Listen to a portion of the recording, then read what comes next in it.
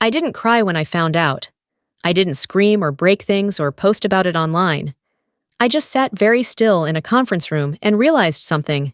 The empire everyone thought he built? I built half of it, and he'd just tried to sign it away to someone else. But I'm getting ahead of myself. My name is Audrey Chen. I'm 36 years old, and for 12 years, I loved a man named Rowan Blackwell before the world even knew his name. I loved him when success was just a rumor and failure slept beside us every night. I loved him when his dreams were heavy and his pockets were empty, when belief was the only currency we had.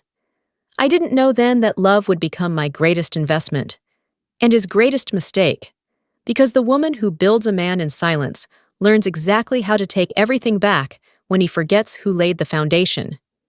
This is that story. Let me take you back to 2011. San Francisco. A tiny apartment in the Mission District that cost us $800 a month and had cockroaches that came out at night like they paid rent too. I was 24 years old, working as a junior analyst at a venture capital firm, making $52 a year and thinking I was doing okay.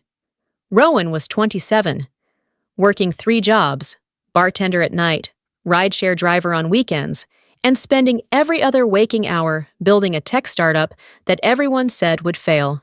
We met at a coffee shop, literally the most cliché meeting possible. I was working on a pitch deck. He was at the next table, coding furiously, muttering to himself about server infrastructure. His laptop died. He didn't have a charger. I had an extra one in my bag. "Lifesaver," he said, plugging it in. "I'm on a deadline." "What are you working on?" "Something that's either going to change logistics forever or bankrupt me by Thursday. 50-50 odds right now." I laughed. "Those are terrible odds." "Yeah, but the upside is massive." That confidence, that absolute certainty mixed with self-aware humor, that's what got me. We talked for 3 hours. He told me about his idea, a platform that would revolutionize supply chain management using real-time data analytics and AI-driven predictions. It sounded impossible, expensive, years ahead of its time. "Nobody's funding this," he admitted. "VCs keep saying the market isn't ready, that I need to simplify, that I'm thinking too big." "Are you?" I asked. "No, they're thinking too small." 3 weeks later, we went on our first official date. 6 months after that, I moved into his apartment, which was even smaller than mine, but it was ours. For the next 2 years, we lived on my salary, while Rowan built Vanguard logistics from our living room. I'd come home from work at 7 p.m., and he'd still be at the kitchen table, surrounded by coffee cups and protein bar wrappers, eyes red from staring at code for 14 hours straight. I'd make dinner. He'd eat without tasting it, already back to work. Some nights, I'd wake up at 3 a.m. and find him on the couch, laptop on his chest, finally passed out from exhaustion. I'd close the laptop, cover him with a blanket, kiss his forehead, and never once complain. Because I believed in him, not just in his idea, but in him. In 2013, he finally got his first investor meeting, a small fund, $250,000 potential seed round. He practiced his pitch for 3 weeks. I listened to it 47 times, timed him, questioned him, helped him refine every slide. The night before the meeting, he couldn't sleep. "What if they say no?" he whispered in the dark. "Then we find someone who says yes." "What if nobody says yes?" "Then we keep going until someone does, or until we prove them all wrong ourselves." He got the meeting. They said no. He came home destroyed, sat on the floor of our apartment, and just stared at the wall. I sat beside him, didn't say anything. After an hour, he said, "I should get a real job. Stop wasting our time." "Is that what you want?" "No." "Then we keep going." "Audrey, we're broke. You're supporting both of us. I'm 29 years old and I have nothing. You have me, and I have you. That's not nothing." He looked at me then, really looked at me. "Why do you believe in this so much?" "Because you do, and I believe in you."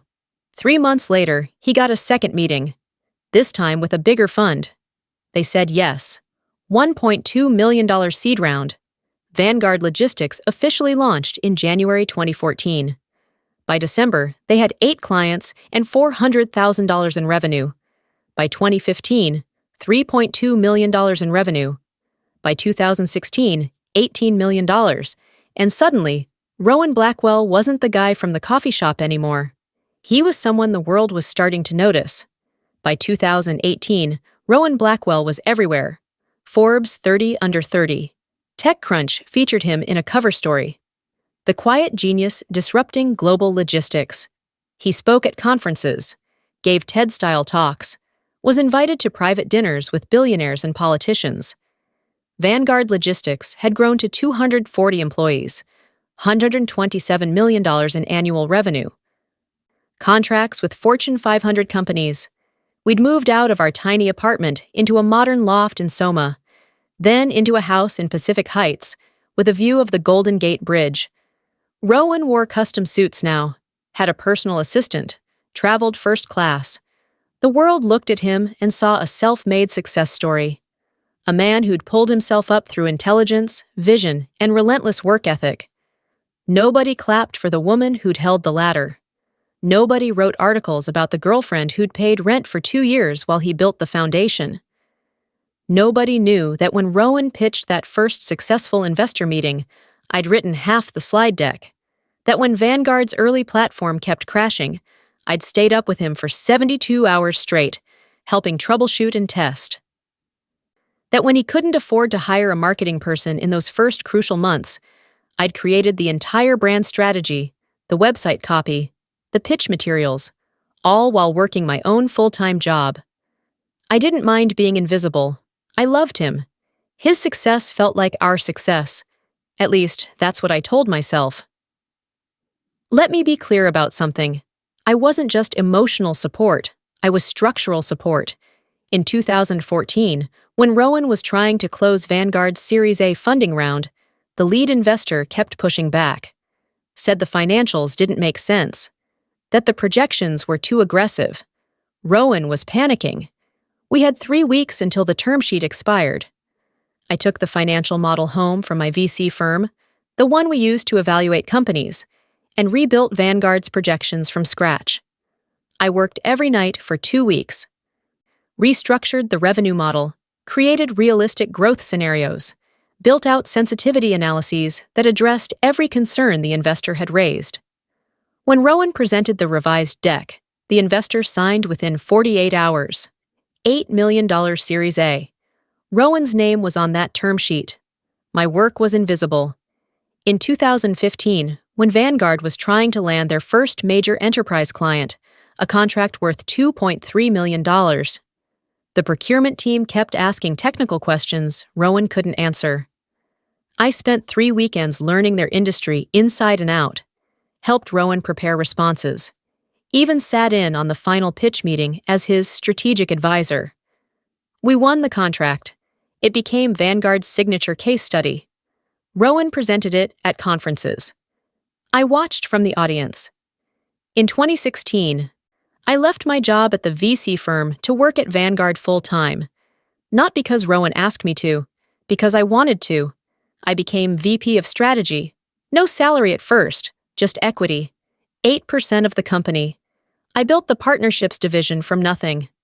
Established relationships with suppliers. Negotiated contracts. Hired and trained a team. Within 18 months, my division was generating 40% of company revenue. People started calling me Rowan's secret weapon. I should have realized that's exactly what I'd become. A weapon. Useful when needed. Easy to set aside when the war was over. The shift started in early 2019. Small things at first. Rowan started having meetings I wasn't invited to. Board stuff, he'd say. Nothing strategic, just investor updates. But I was VP of Strategy. Investor updates were literally my domain. Then decisions started happening without my input. New hires I'd never met suddenly appearing in my division. Budget allocations I hadn't approved. Partnership deals closing without my signature. One day in March, I found out we'd restructured our entire pricing model. My pricing model, the one I'd built. And nobody had told me. I asked Rowan about it. Oh, yeah, sorry, babe. It came up in a board meeting. We had to move fast. I should have been in that meeting. You don't need to worry about board-level stuff anymore. You've got enough on your plate. That one sentence changed everything. You don't need to worry about that. Like I was a child. Like I was incapable. Like my contributions had been, what? Temporary? Conditional? Rowan, I built that pricing model. It impacts my entire division. And it's still your division. We just made a few adjustments. It's fine. I should have been consulted. He sighed. The kind of sigh that said I was being difficult. Audrey, you're taking this personally. It's just business. The board makes strategic decisions. That's how it works. I'm on the executive team, and you're amazing at what you do, but board decisions happen at a different level. You understand, right? I didn't. But I said I did, because that's what I'd been trained to do. Understand. Accommodate. Step aside. Rowan didn't become cruel. He became dismissive. And dismissal is crueler than anger, because it doesn't even acknowledge your presence enough to fight you. By mid-2019, I barely saw him.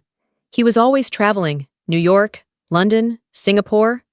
Expanding the business, he'd say.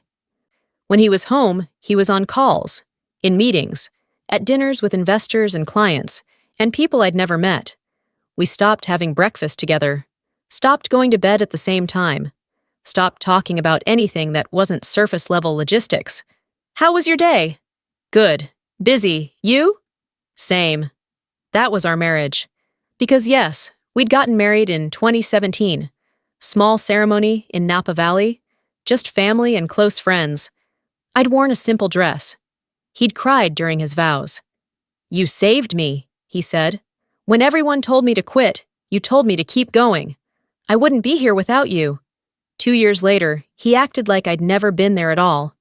At company events, he'd work the room without me. I'd stand by the bar, watching him charm investors and clients, wondering when I'd become part of the furniture. People would ask me, "What's it like being married to Rowan Blackwell?" And I'd smile and say, "He's brilliant. I'm very proud." Nobody asked what I did at the company. Nobody asked about my division's success. I was Rowan's wife, not Audrey Chen, VP of Strategy, not the woman who'd helped build this empire. Just his wife. Power doesn't argue, it excludes. And I was being systematically excluded from the company I'd helped create. Her name was Elowen Pierce. I first heard about her in August 2019. Rowan mentioned he'd hired a new chief operating officer, someone with experience scaling tech companies, Harvard MBA, previously at Google. She's amazing, he said. Exactly what we need for the next phase. I met her 2 weeks later at an executive team meeting. Elowen Pierce was 33, elegant in that effortless way some women are. Perfectly tailored blazer, minimal jewelry, the kind of confidence that comes from never having been told no. She shook my hand. Audrey, I've heard so much about you. Good things, I hope. Of course. Rowan says you were instrumental in the early days. Were. Past tense. She smiled when she said it, but the words landed like a blade. Over the next 3 months, Elowen became Rowan's right hand. She was in every meeting, every decision, every board presentation. She traveled with him to New York, to London, to Singapore. She had dinner with him and investors, sat beside him at conferences, finished his sentences during pitches. People started referring to them as Rowan and Elowen, like they were a unit, like she was the partner building this empire. I told myself I was being paranoid, that it was just professional, that they were colleagues, that my insecurity was ugly and unfair. But late at night, when Rowan would come home from another business dinner with Elowen, smelling like expensive wine and someone else's perfume, I'd lie awake wondering when exactly I'd been replaced. Not in his bed, in his vision. Because that's the thing about ambitious men. They don't always cheat with sex. Sometimes they cheat with relevance. and Elwyn Pierce had become more relevant to Rowan's empire than I was. I should have seen it clearly, but love makes you stupid. The late-night calls he'd take in another room, the private jokes with Elwyn during meetings that nobody else understood, the way he'd light up when she walked into a room, that energized, focused expression he used to have with me. The fact that he'd stopped touching me, not dramatically, just gradually. A kiss on the cheek instead of the lips. Sitting on opposite ends of the couch instead of curled together. Sleeping on his side of the bed with a wall of space between us. When I tried to initiate intimacy, he'd say he was tired, stressed, had an early meeting. We'd gone 4 months without sex, 4 months, and I'd convinced myself it was normal. That successful couples went through phases like this. That once the company stabilized, we'd reconnect. But the company wasn't stabilizing, it was accelerating, and I was being left behind.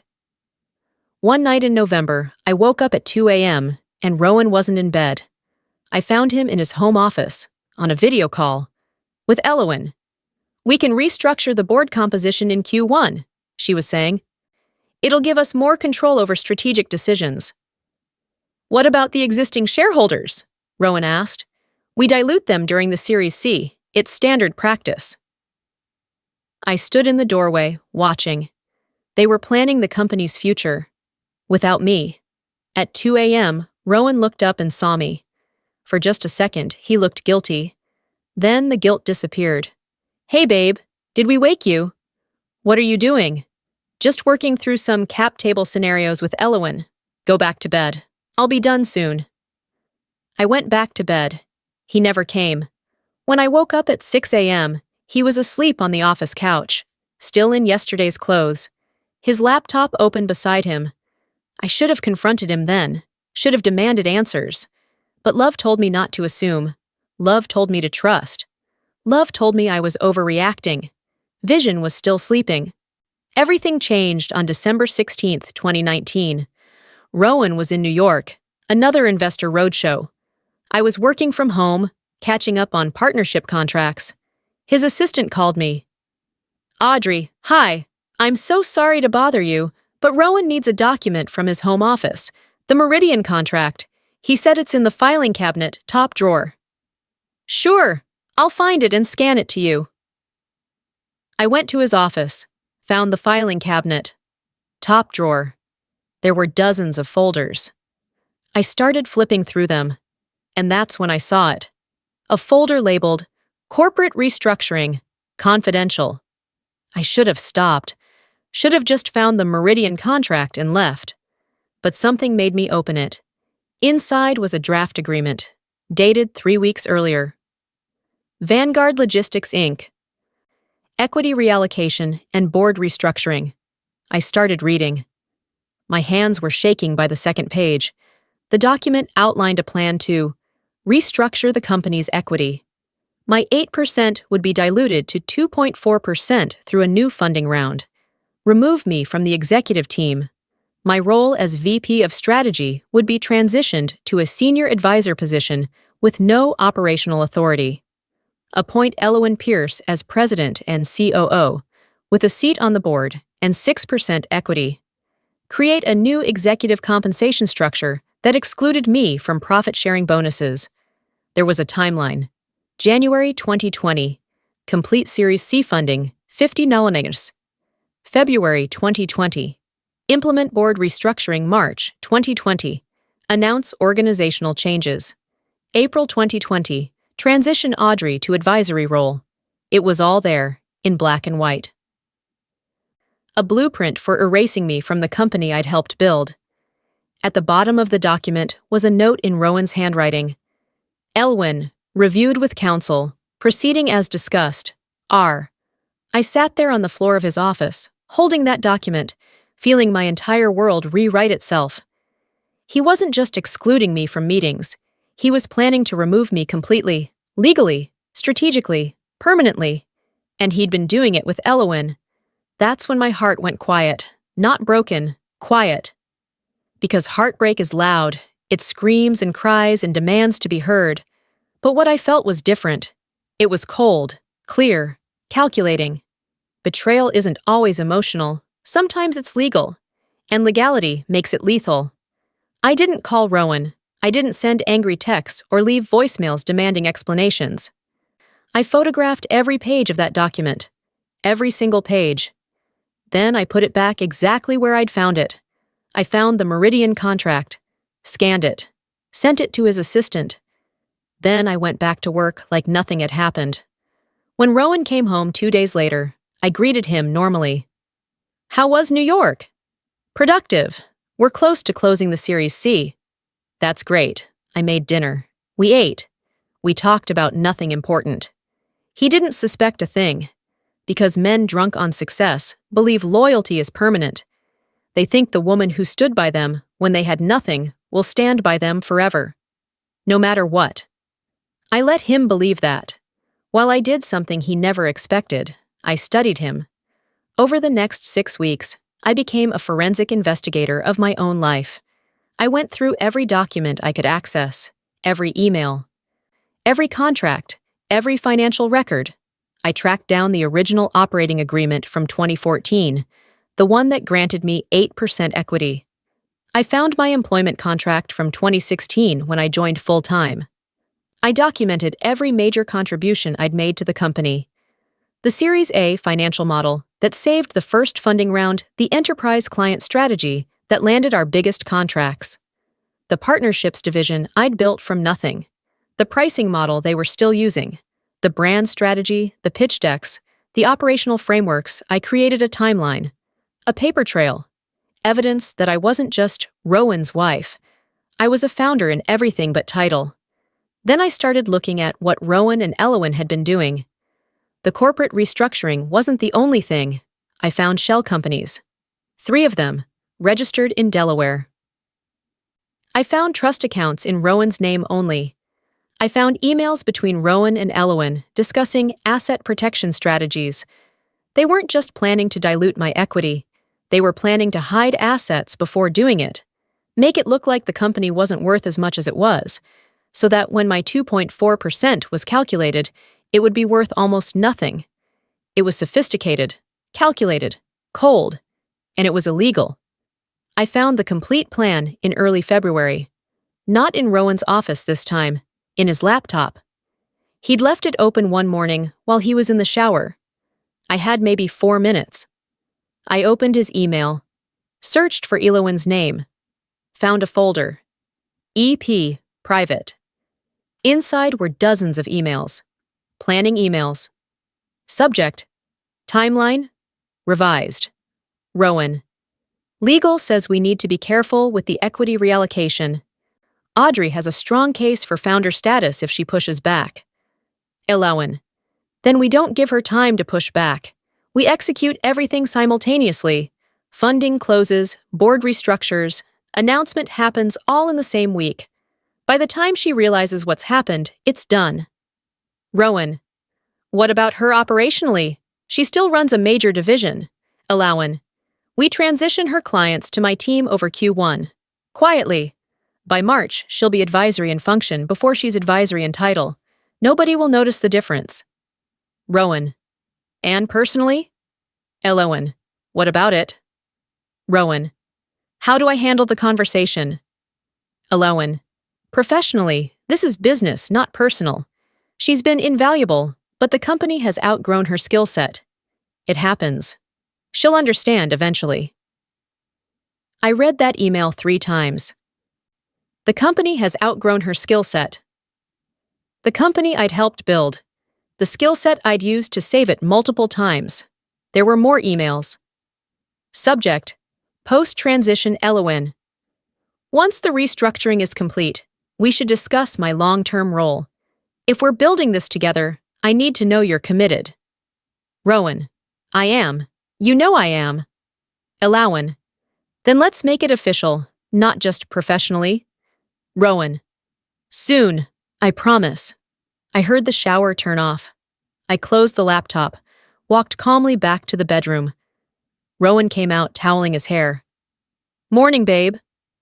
Morning. He kissed my cheek, left for the office, and I stood there understanding exactly what was happening.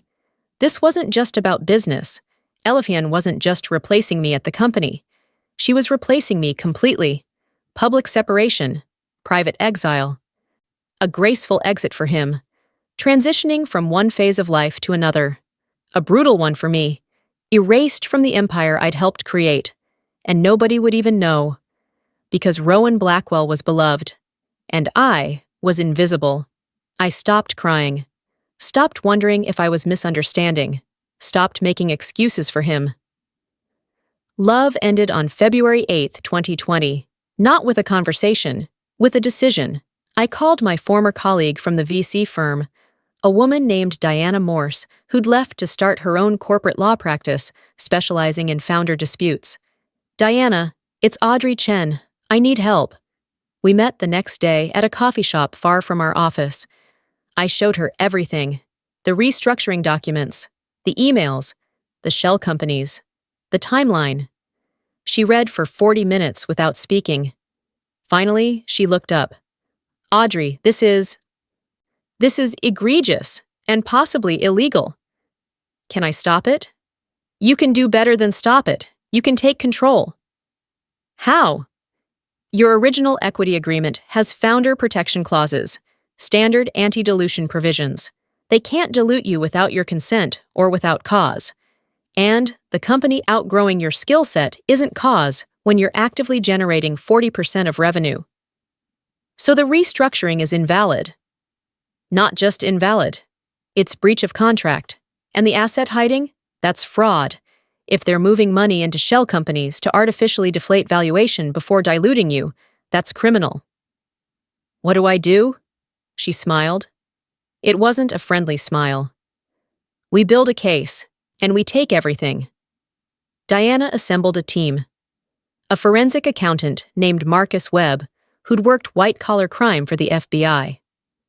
A corporate litigator named Sarah Chin, who specialized in founder disputes, and a journalist named Rachel Torres, who'd made a career out of exposing tech industry misconduct. We met in Diana's conference room. I showed them everything I had. Marcus studied the financial documents. This is textbook asset concealment, he said. They've created shell companies to hold valuable contracts. They're routing revenue through these entities to keep it off Vanguard's books temporarily. When they restructure, they'll claim lower company valuation, dilute your equity to nothing, then suddenly discover all this hidden revenue after the fact. Can you prove it? Give me 3 weeks. I'll trace every dollar. Sarah reviewed the contracts and emails. The equity reallocation violates your founder agreement. The removal from your operational role violates your employment contract, and doing both without your knowledge or consent? That's grounds for a lawsuit that would destroy them. What about Rowan personally? If he's knowingly participating in fraud, he's personally liable, not just as CEO. Personally. Rachel was the most direct. Audrey, this story has everything. Powerful male CEO, female co-founder pushed out, possible affair with the woman replacing her, financial fraud. It's explosive. I don't want revenge, I said. I want what's mine. Sometimes those are the same thing. We worked for 6 weeks. Marcus traced the money, found $18 million in hidden assets. Sarah built an airtight legal case, documented every violation. Rachel researched Rowan's public image, found inconsistencies in his origin story, quotes where he'd never mentioned my contributions. By mid-March, we were ready, but I wanted one more thing. I wanted him to show his hand publicly. Every year, Vanguard Logistics hosted a charity gala. Big event. 300 guests. Donors, investors, clients, press. It was Rowan's signature event, his moment to shine. The 2020 gala was scheduled for March 21st. I told Diana, I want to wait until then. Why? Because I want everyone to see it. The night of the gala, I wore a red dress. Not bright red, deep red, the color of wine or blood. Elegant, understated, powerful. Rowan barely noticed. He was too busy working the room with Elowen. She wore black. They looked like a matched set. I watched them from across the ballroom. The way he touched her lower back when guiding her through the crowd. The way she laughed at things he said. The way people watched them and nodded approvingly, like they were witnessing something special. A power couple, building an empire together. I smiled, because they had no idea what was coming. The evening followed its usual format: dinner, speeches, and auction. Rowan took the stage at 9 p.m. for his annual address. He talked about Vanguard's growth, the future of logistics, the importance of innovation. Then he did something new. "I want to take a moment to thank someone extraordinary," he said. "Someone who's been instrumental in taking Vanguard to the next level. Elowen Pierce, our Chief Operating Officer, has brought strategic vision and operational excellence that's transformed this company. Elowen, could you join me up here?" She walked to the stage. The room applauded. He handed her a crystal award. "To the future," he said. They posed for photos. The camera flashes were blinding. I sat at my table, smiling like I wasn't bleeding inside. Then Rowan said something that sealed his fate. "Elowen and I make a great team, and I'm excited to announce that starting April 1st, she'll be joining me as president and member of the board of directors." The room erupted in applause. Nobody noticed me stand up. Nobody noticed me walk toward the stage. Until I was there, taking the microphone from Rowan's hand. The room went silent.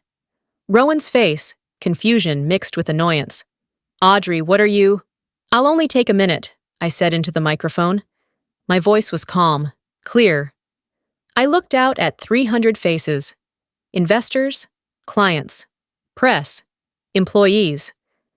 For those who don't know me, I'm Audrey Chen. I've been with Vanguard since the beginning. I'm also Rowan's wife. Murmurs in the crowd. Rowan just talked about the future, about the team that's building this company. I thought it might be helpful to talk about the past, about who actually built the foundation you're all celebrating tonight. Rowan stepped toward me. "Audrey," I held up a hand. He stopped. In 2014, when Vanguard was 3 weeks away from losing its first major investment, I rebuilt the financial model that saved the deal. That $8 million Series A that launched this company, my work made it possible. I could see people in the audience checking their phones, probably verifying this. In 2015, when Vanguard landed its first $2.3 million enterprise contract, the one Rowan still talks about at conferences, I spent 3 months preparing that pitch. I sat in the final meeting. We won together. Elowen was frozen on stage. In 2016, I left my career to join Vanguard full-time. I built the partnerships division from nothing. Today, it generates 40% of company revenue.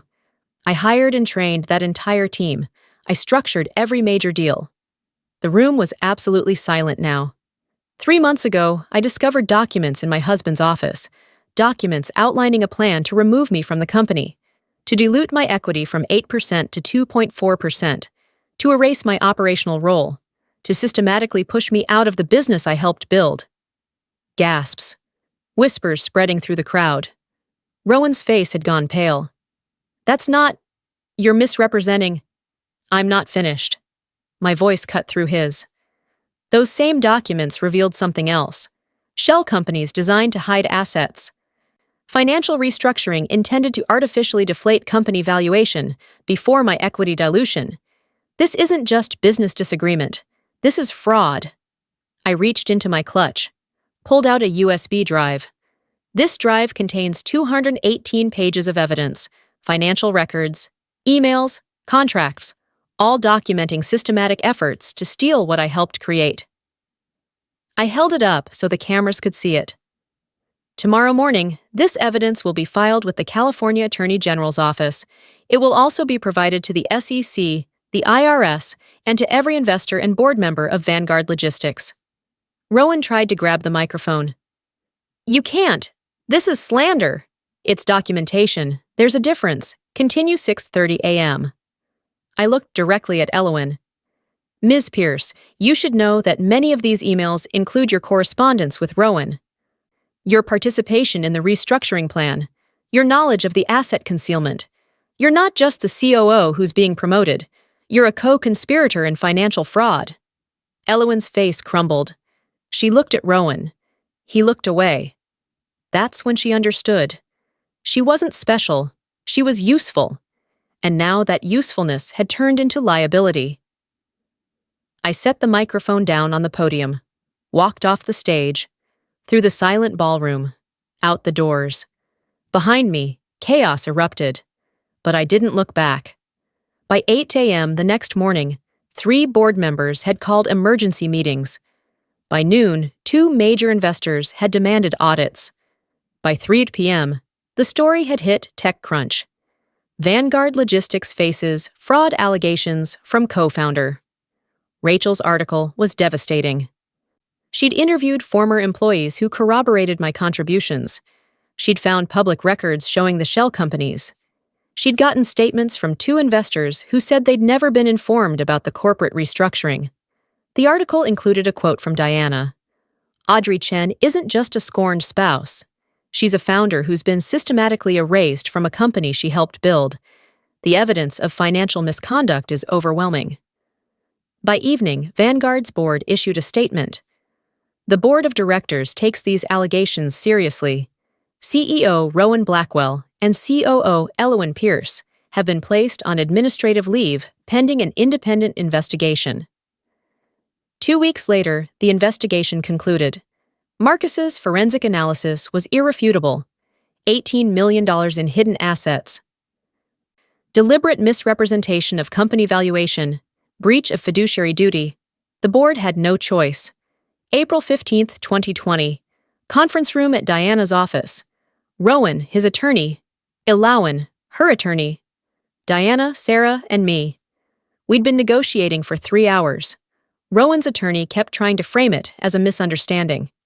My client acknowledges there were communication failures. Your client committed fraud, Sarah said flatly.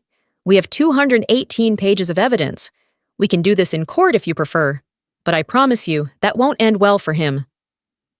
Rowan looked at me across the table. It was the first time we'd been in the same room since the gala. Audrey, please, we can fix this. We built this company together. No, I said quietly. I built this company. You took credit for it. There's a difference. That's not fair.